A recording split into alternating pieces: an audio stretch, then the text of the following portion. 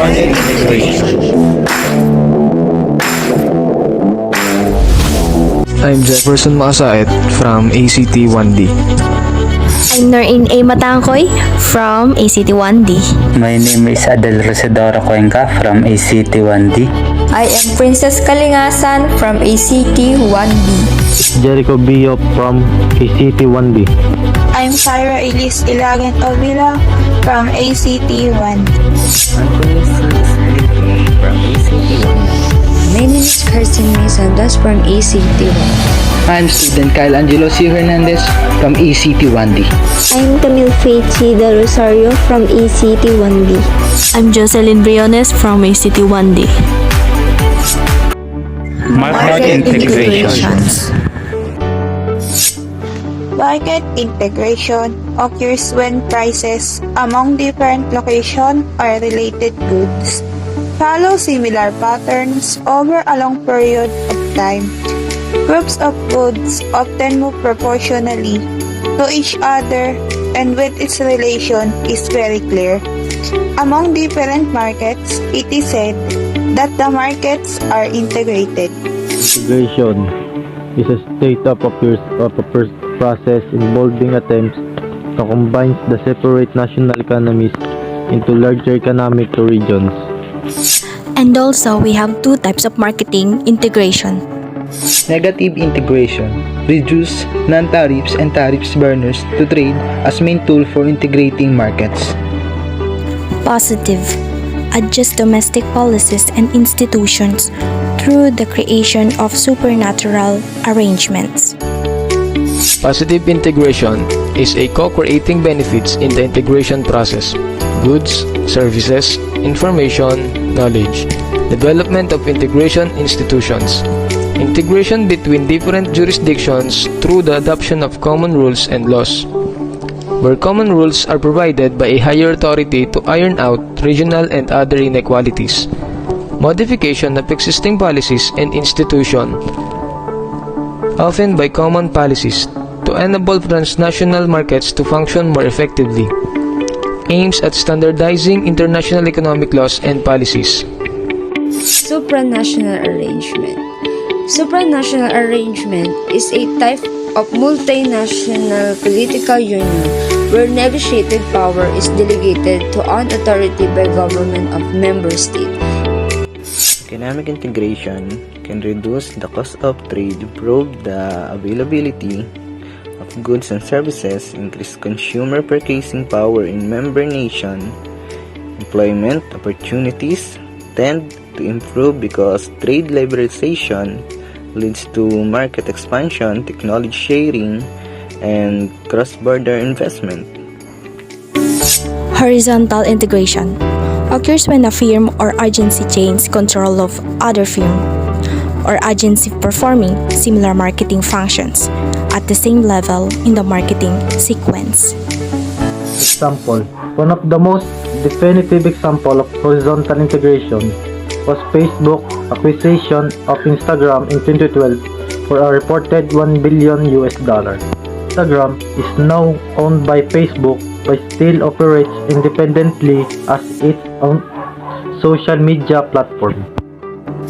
Market agency combine to form a union with the view to reducing their effective number and the extent of actual competition in the market. Vertical integration occurs when a firm performs more than one activity in the sequence of the marketing process.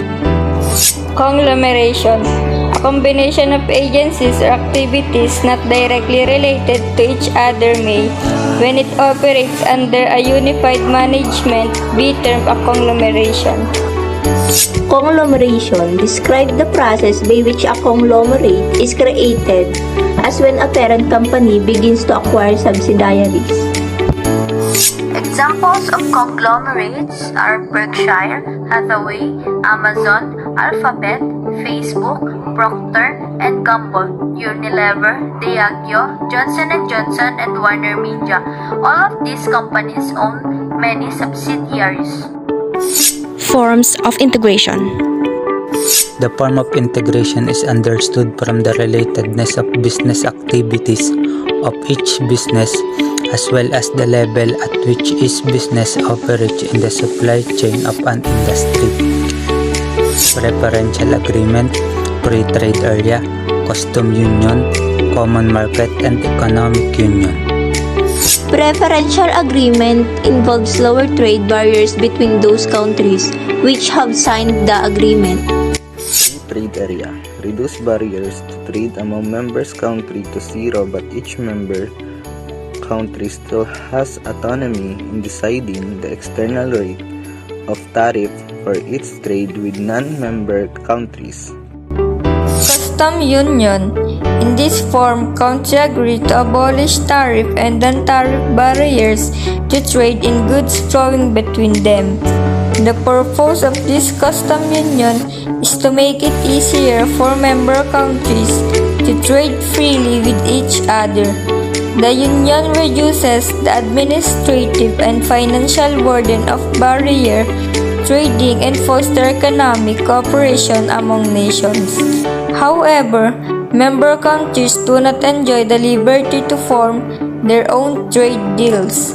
An example of this is a custom union, trade with EU or known as European Union. Flows free of charge and any country in the EU or better known as the European Union that imports a product, the same tariff is paid. Common market. Common market is a formal agreement where a group is formed among several countries that adopt a common external tariff. In a common market, countries also allow free trade and free movement of labor and capital among the members of the group. The trade arrangement is aimed at providing improved economic benefits to all the members of the common market. The most common example of a common market is the European market, which aims to provide the free movement of goods, services, and labor within the European Union. It refers to an agreement between countries that allows products and services and workers to cross borders freely. An economic union is an agreement between two or more nations to allow goods, services, money, and workers to move over borders freely. The countries may also coordinate social and financial policies to support this common market. Economic union is a type of trade bloc which is composed of a common market with a custom unions. The participant countries have both policies on product regulation, freedom of movement of goods, services, and the factors of production, and a common external trade policy.